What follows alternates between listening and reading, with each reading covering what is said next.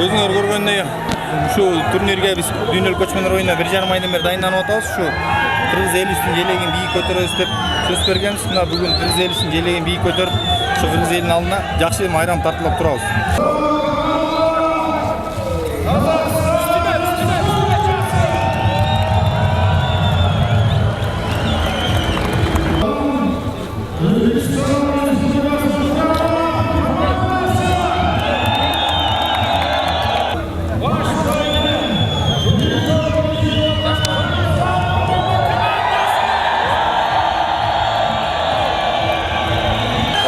Қазақстандық атандаштарыңызға қандай пикириңиз бар? Эми Казакстандык атандаштар менен алар менен ойноп келгенбиз. Аларны кече Өзбекстанга утуруп калды.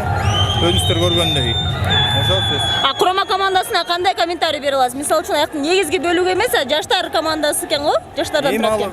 Казакстан өзүнүн республикасынын өзүнүн эмеси бар, федерациясы бар, өздөрү чечет ал кимди жиберет, кимди коет. Мүмкүн жаштар кыйындыр алардан. Жаштарын жиберди.